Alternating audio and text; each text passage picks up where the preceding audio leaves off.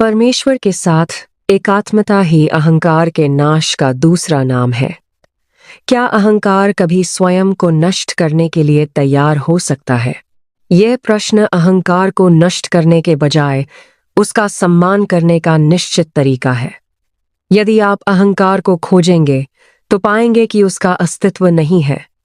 यही उसे नष्ट करने का तरीका है। अपने भीतर झांको तो दिखावटी अहंकार और अज्ञान अपने आप दूर हो जाएंगे। ये मैं कहाँ से उत्पन्न होता है, इसे अपने भीतर खोजो, तब यह विलीन हो जाता है। यही ज्ञान की खोज है। यदि प्रथम पुरुष मैं विद्यमान है तो द्वितीय और तृतीय पुरुष तुम और वह भी विद्यमान होंगे। मैन के स्वरूप की खोज करने से मैन का नाश हो जाता है। इसके साथ ही तुम और वह का भी नाश हो जाता है।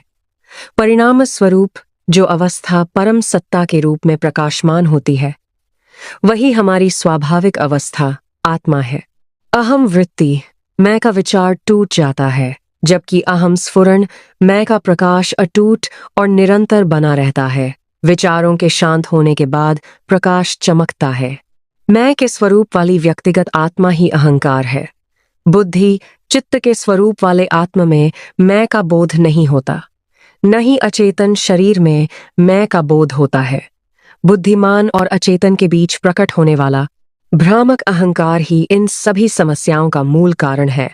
किसी भी प्रकार से इसका नाश होने पर जो वास्तव में विद्यमान है वह अपने वास्तविक स्वरूप में प्रकट होगा। इसे ही मोक्ष कहते हैं। जैसे कूड़ा फेंकने वाले को उसका विश्लेषण करने या यह देखने की आवश्यकता नहीं होती कि वह क्या है, वैसे ही आत्मा को जानने वाले को श्रेणियों की संख्या गिनने या उनके गुणों की जांच करने की आवश्यकता नहीं होती। उसे केवल उन श्रेणियों को पूरी तरह से त्याग देना होता है जो आत्मा को छिपाती हैं। संसार को एक सपने के समान समझना चाहिए। प्रथम कारक जो कर्ता कारक है, प्रकट हो या ना हो, जिन वाक्यों में अन्य कारक प्रकट होते हैं उनका आधार प्रथम कारक ही होता है। इसी प्रकार हृदय में उत्पन्न होने वाले सभी विचार प्रथम मानसिक गुण मैं, अहंकार और मैं शरीर हूं के बोध पर आधारित होते हैं। अतः अहंकार का उदय अन्य विचारों के उदय का कारण व स्रोत है। इसलिए यदि संसार जन्म के बंधन के मायावी वृक्ष की जड़ अहंकार रूप के आत्मा अभिमान का नाश हो जाए तो अन्य सभी विचार उखड़े हुए वृक्ष की तरह पूर्णतः नष्ट हो जाएंगे।